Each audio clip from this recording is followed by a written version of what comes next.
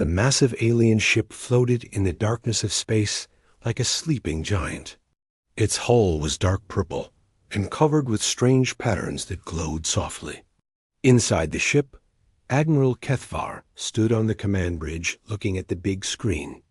In front of him, his skin was gray and his eyes were bright yellow. He had fought many battles across the galaxy and won them all. "Report," Kethvar said to his officer. Sub-Commander Lythe 9 stepped forward. She was smaller than the Admiral, but just as scary looking. Her fingers moved across a control panel that looked like it was made of living bone. "Sir, we have 847 ships ready for battle. All weapons are charged. All shields are at full power," she said. "The human planet called Earth is just ahead of us." Kethvar smiled, showing his sharp teeth. He had been waiting for this moment. The humans had said no when the Galactic Dominion asked them to join. They had refused to give up their planet's resources. This was not allowed. No species could. Say no to the Dominion and live. "Tell me about these humans again," Kethvar said. Lythe 9 touched another control and pictures appeared on the screen. They showed humans walking around on their planet. They looked weak and soft compared to the strong aliens of the Dominion. "They are a young species, sir. They only learned to travel between stars 50 years ago. Their weapons are simple. Their ships are made of metal and basic materials. They have no biotechnology like ours. Our scouts say they cannot even grow. Their ships like we do." The Admiral walked closer to the screen. He watched the humans in the pictures. They were smaller than his people. They had strange hair on their heads and smooth skin. They looked like children to him. "How many ships do they have?" he asked. "Our spies report less than 100 ships total. Most are cargo vessels or exploration ships. Only about 20 are built for fighting. Their biggest ship is smaller than our smallest scout vessel." Kethvar laughed. It was a deep sound that made the other aliens on the bridge feel good. When their admiral was happy, things went well for everyone. This will be easy then. We will show them the power of the Dominion. After we defeat their small fleet, they will surrender. Then we will take their planet and make them our slaves. The bridge crew made happy sounds. They had all heard stories about human worlds. The planets were green and blue with lots of water. They would be nice places for Dominion colonies. "Sir," said another officer from across the bridge, "we are getting a message from our forward scouts." "Put it on the main screen," Kethvar ordered. The picture changed to show the inside of another alien ship. A scout captain appeared on the screen. He looked excited. "Admiral, we have reached the edge of the human solar system. We can see their planet from here. It is just like the report said. Blue and green and full of life. What about their fleet?" Kethvar asked. "Sir, we have found 12 human ships near the giant gas planet they call Jupiter. The ships look very basic. They are gray metal boxes with simple engines. No curves like our beautiful vessels. No living parts at all." Kethvar nodded. This was exactly what he had expected. The humans were still using old technology, while the Dominion had learned to grow their ships like plants. Their vessels could heal themselves when damaged. They could adapt to new situations. They were alive. "Are the human ships moving toward us?" he asked. "No, sir. They seem to be waiting. Maybe they are scared." "Good. Keep watching them. Do not attack yet. I want to see what they do when they see our full fleet." The screen went dark, and Kethvar turned to his crew. He felt very confident. His ships were the best in the galaxy. Each one had shields that could stop any energy weapon. Their hulls could repair damage in minutes. Their plasma cannons could destroy entire cities. "Begin the advance," he ordered. "Battle formation. I want them to see how powerful we are before we crush them." The bridge crew started working at their controls. Outside the ship, hundreds of other vessels began to move. They formed neat rows, like soldiers marching to battle. Each ship was different. Some looked like giant sea creatures with tentacles. Others looked like insects with many legs. All of them were alive and ready to fight. On one of the human ships floating near Jupiter, Captain Jake Morrison stood in his command center watching the alien fleet approach. His ship was called Liberty's Edge, and it was not pretty like the alien vessels. It was a simple metal box with engines and weapons attached. But Jake loved it anyway. "Sir, we are getting a message from the aliens," said his communications officer. "Put it through," Jake said. A voice filled the bridge. It spoke in perfect English. It sounded strange and cold. "Humans of Earth, this is Admiral Kethvar of the Galactic Dominion. You will surrender your planet immediately. You will give us all your resources. You will become slaves of the Dominion. If you refuse, we will destroy you all." Jake looked around at his crew. They all looked back at him. None of them seemed scared. They had been waiting for this day for a long time. "Open a channel," Jake said. "Channel open, sir." Jake cleared his throat and spoke in a calm voice. "This is Captain Jake Morrison of the Earth Defense Force. We have received your message. After careful consideration, we must politely decline your offer. We suggest you turn your ships around and leave our solar system immediately. This is your only warning." There was silence for a moment. Then the alien voice came back, but now it sounded amused. "You dare to refuse the Dominion? You are only 12 ships. We are 847. Surrender now, or we will show you what happens to species who say no to us." Jake smiled. "We understand your position, Admiral, but our answer remains the same. Leave now while you still can." The communication ended. Jake turned to his weapon officer. "Lieutenant Brad Stevens, are all systems ready?" "Yes, sir. All platforms are online and waiting for your command." "Good. Signal the fleet. Execute Plan Alpha in 5 minutes." Back on the alien flagship, Kethvar was laughing so hard that his whole body shook. "Did you hear that, Life 9? They warned us to leave. 12 ships warning 847 ships. These humans are either very brave or very stupid." "What are your orders, sir?" Life 9 asked. "We advance. Full speed. I want to reach their planet in 2 hours. When we get there, we will destroy their cities one by one until they beg for mercy." The alien fleet began to move faster. Behind them, the 12 human ships started moving too. But instead of running away, they were moving deeper into the solar system, toward Earth. Kethvar watched them go and smiled. Soon he would show the galaxy what happened to species who dared to refuse the Dominion. The humans would learn that resistance was useless. Then their planet would become another Dominion world. He had no idea that he was flying into the most dangerous trap ever built by any species in the galaxy. The alien fleet moved through space like a giant wall of death. Admiral Kethvar stood on his bridge, watching the human ships get closer on his screen. The 12 small vessels looked like toys compared to his massive war fleet. "Send the forward." "Scouts," Kethvar ordered. "Let them taste our power first." 50 alien ships broke away from the main fleet. They were smaller and faster than the big warships. Their hulls glowed with energy as they charged their weapons. Each scout ship was still 3 times bigger than the largest human vessel. On the human ship Desert Storm, Captain Lisa Wade checked her instruments. She could see the alien scouts coming toward them on her screen. Her ship was one of the 12 vessels floating near Jupiter. "Captain Morrison, this is Wade. Enemy scouts are approaching. Should we begin the retreat?" Jake Morrison's voice came through the radio from his ship Liberty's Edge. "Yes, Lisa. Start falling back toward Mars.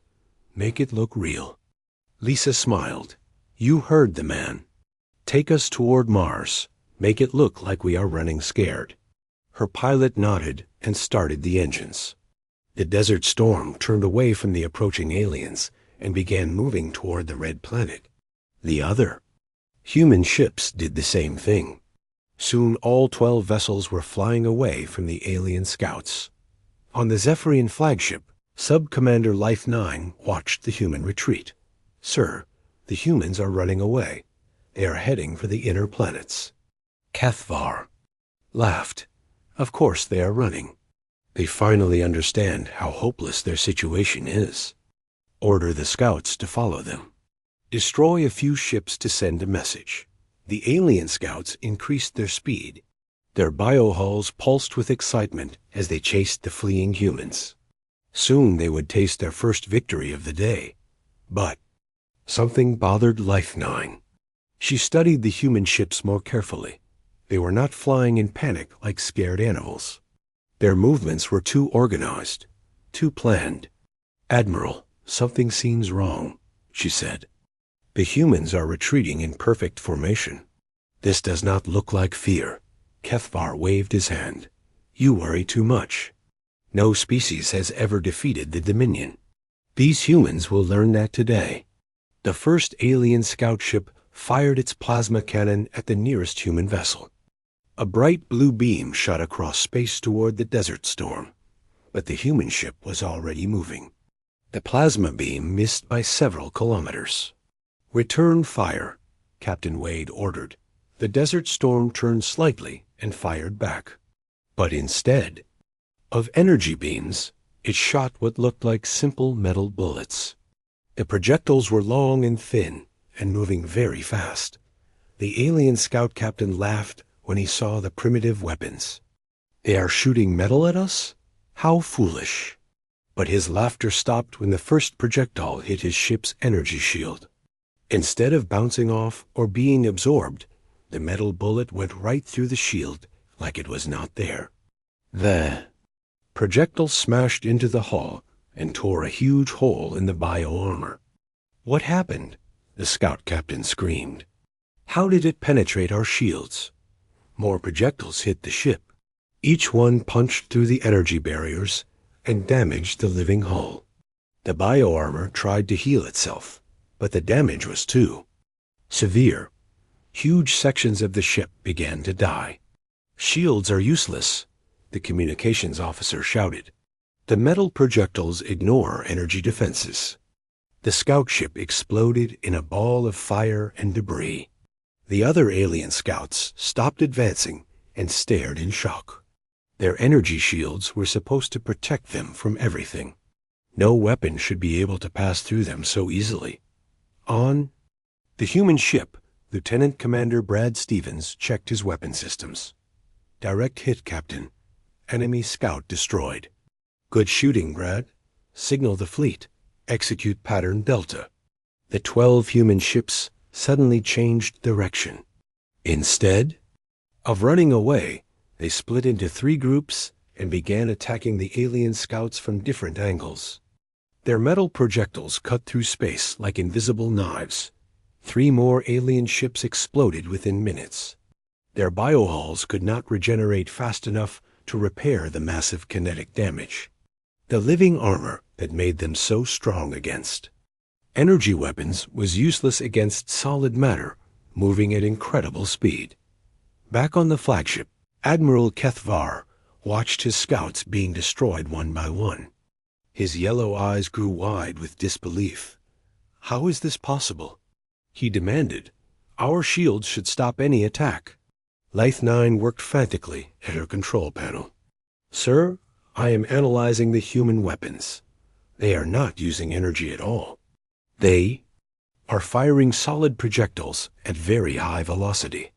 Our shields are designed to stop plasma and laser weapons. They cannot block physical objects." Then order the scouts to retreat. Bring them back to the main fleet. But it was too late. The human ships were moving too fast and shooting too accurately. Within 10 minutes, only 15 of the 50 scout ships managed to escape back to the main fleet. The rest were floating debris In space. Captain Morrison watched the alien survivors retreat. All ships, this is Morrison. Phase 1 complete. Prepare for Phase 2. On his bridge, Jake looked at the tactical display. The alien main fleet was still approaching, but now they were moving more slowly. The easy confidence was gone from their formation. "Sir," said his sensor officer, "the alien fleet has stopped advancing. They are holding position about 2 million kilometers away." Jake nodded. "They are scared now. They know their shields. Do not work against our weapons. Signal Earth Command. Tell them the aliens have taken the bait." Far away on Earth, Colonel Danny Brooks received the message in the underground command center. He looked at the huge display screen showing the solar system. Hundreds of red dots marked the positions of the alien ships. Thousands of green dots showed hidden human weapons platforms scattered throughout space. "This is it, people," Danny announced to his staff. "The aliens are exactly where we want them. All platforms are to remain silent until the enemy enters." The kill zone. Back in space, Admiral Kethvar was trying to understand what had happened. His most advanced ships had been destroyed by primitive metal bullets. It made no sense. "Life 9, scan the human ships again. I want to know everything about their weapons." "Yes, sir." She worked at her controls for several minutes. "Admiral, their projectiles are accelerated by magnetic fields. The weapons are simple, but very effective. The metal bullets travel at 30% of light speed." Kethvar felt a chill run through his body. 30% of light speed meant the projectiles carried enormous kinetic energy. No wonder they punched through energy shields so easily. "Sir," another officer called out, "the human ships are moving again. They are heading toward their home planet." Kethvar watched the 12 vessels on his screen. They were flying in a loose formation, staying just out of range of his main fleet weapons. It looked like they were trying to lead him somewhere. "This could be a trap," Life 9 warned. "A trap? 12 ships against 800? Even with their special weapons, they cannot defeat our entire fleet." Kethvar straightened his shoulders. "We advance, full speed. I want to crush these humans before they can cause more damage." The massive alien fleet began moving again. Hundreds of bioships flowed through space like a living river of destruction. Their hulls glowed with power as they prepared for battle, but none of them noticed the thousands of dark objects floating silently in the space ahead. Objects that looked like asteroids and space debris. Objects that had been waiting patiently for months for this exact moment. The trap was about to spring, and the aliens had no idea what was coming for them. Admiral Kethvar stood on his bridge and watched the 12 human ships moving ahead of his fleet. They were staying just out of weapon range, like they were leading him somewhere. The alien commander felt angry and confused.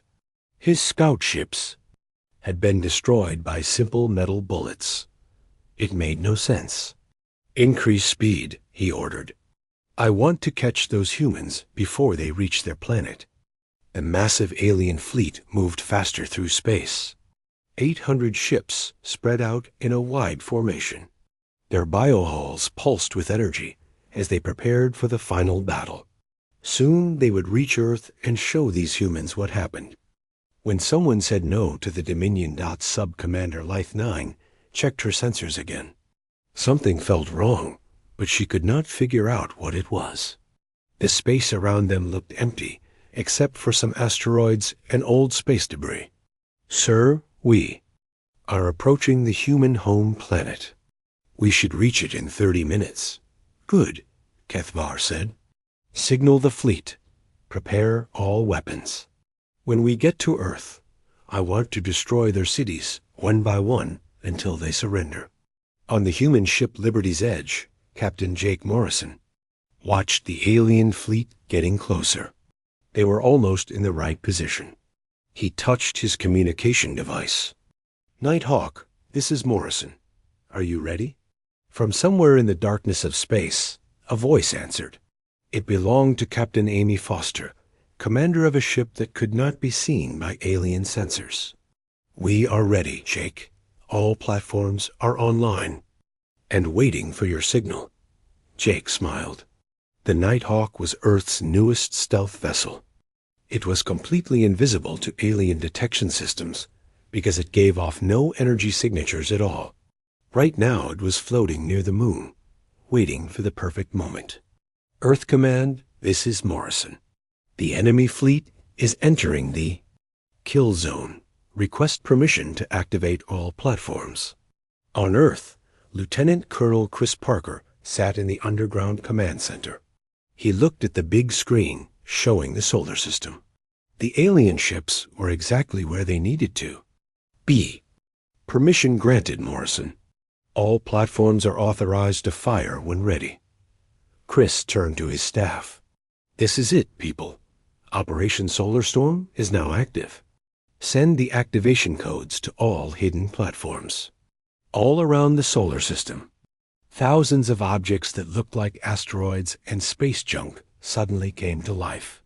They had been floating in space for months, completely silent and cold. The aliens had flown right past them without noticing anything unusual. But these objects were not asteroids. They were weapons platforms built by humans and hidden throughout the solar system. Each one contained powerful magnetic railguns that could fire metal projectiles at incredible speeds. Captain Amy Foster watched her instruments as the hidden weapons came online. "All platforms report ready. We have clear targeting solutions on the enemy fleet." The alien ships were now spread out across a huge area of space. They had no idea they were surrounded by hundreds of hidden weapon platforms.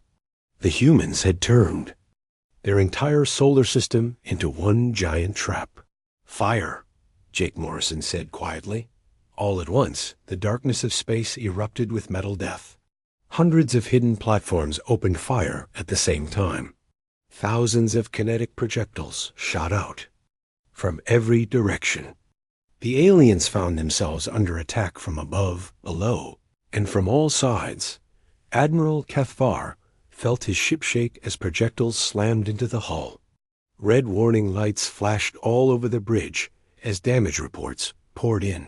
"What is happening?" he screamed. "Sir, we are under attack from all directions." Life 9 shouted back. "I count over 300 weapon platforms firing at us." 300? Where did they come from?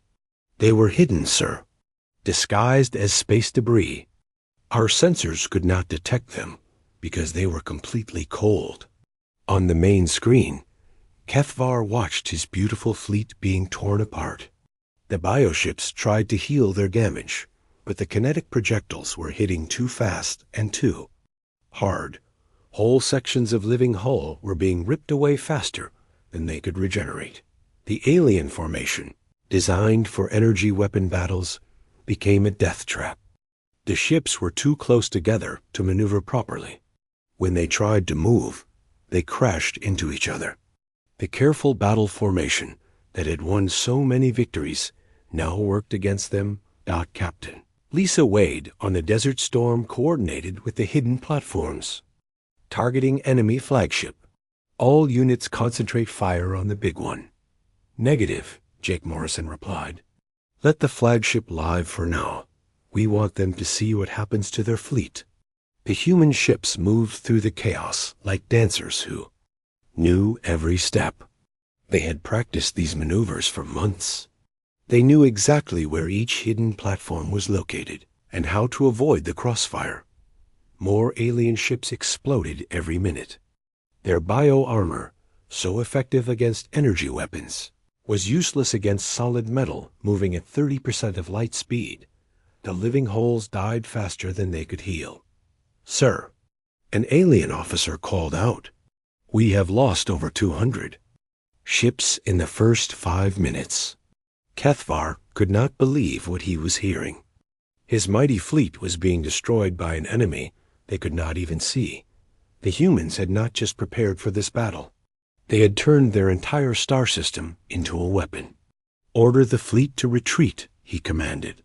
Sir, we cannot retreat. There are human weapon platforms behind us, too.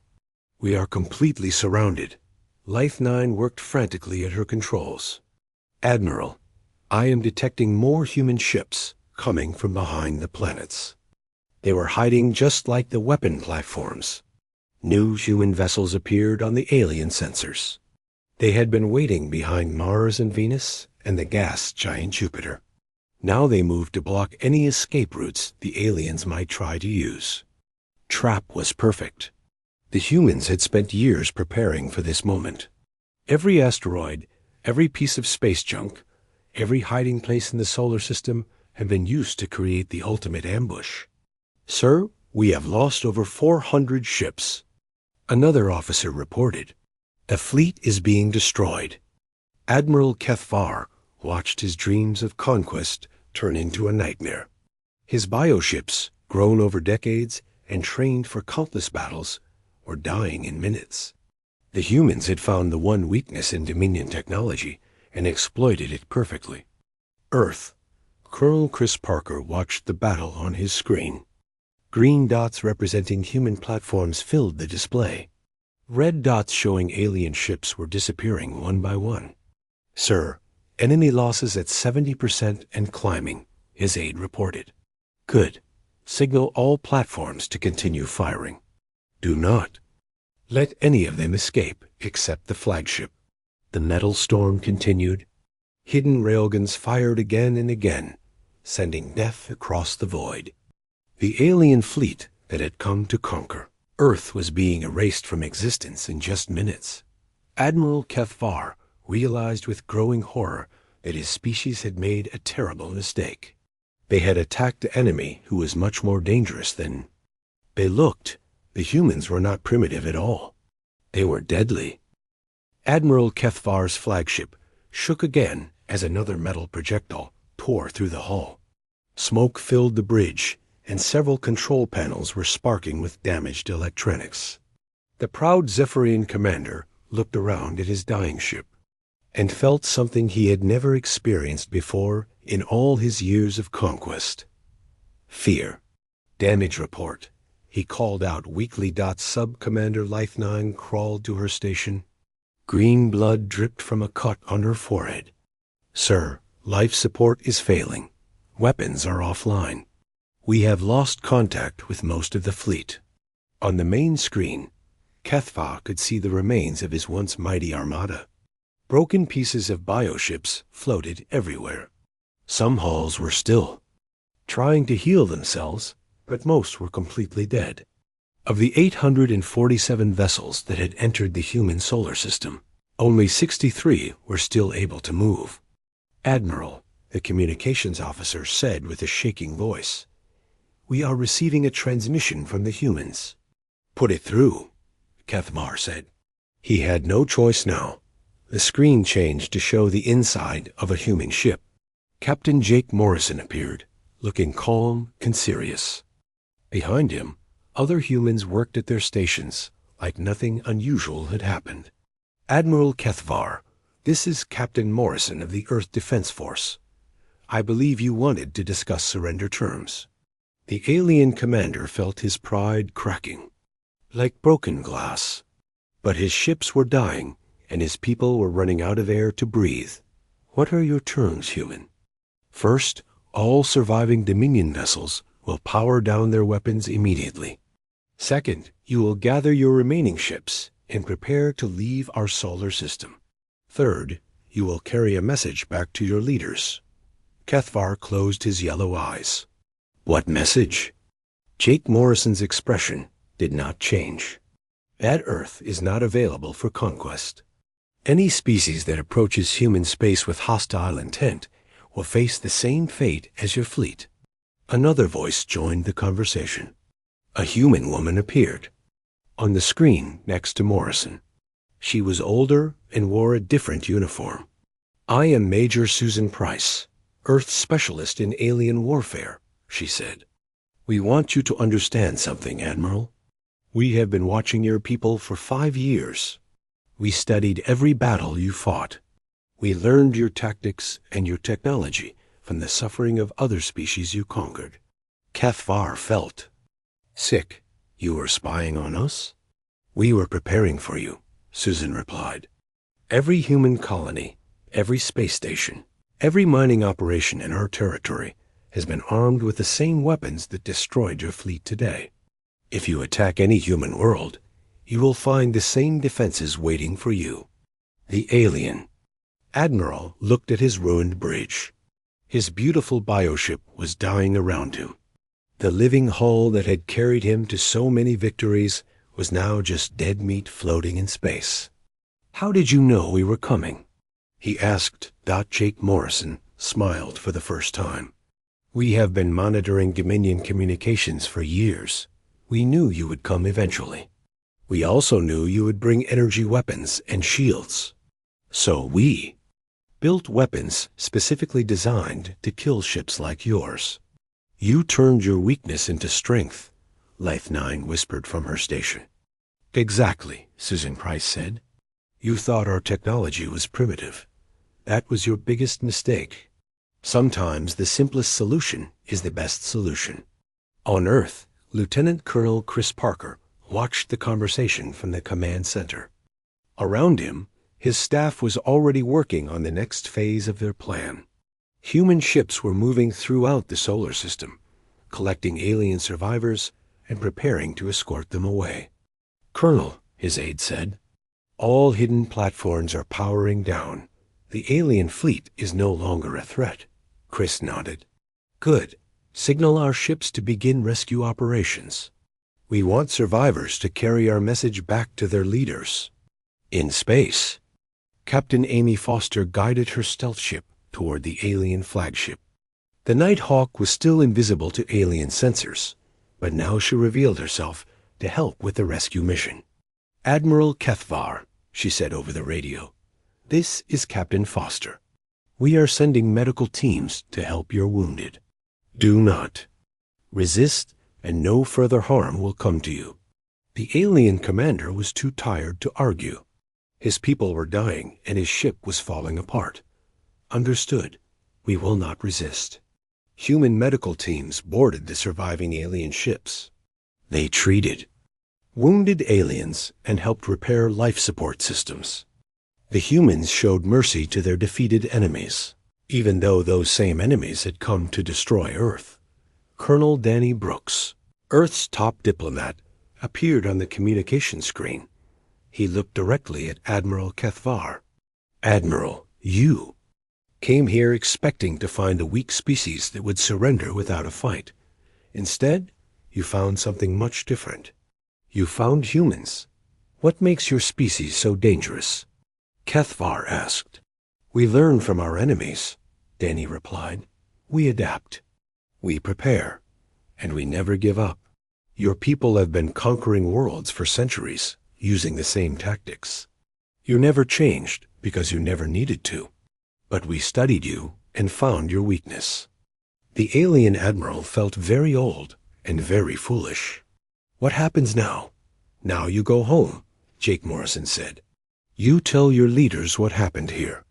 You show them the recordings of this battle. And you make sure they understand that Earth is protected.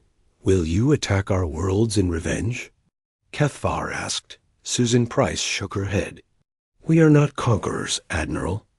We only fight to defend ourselves and our allies.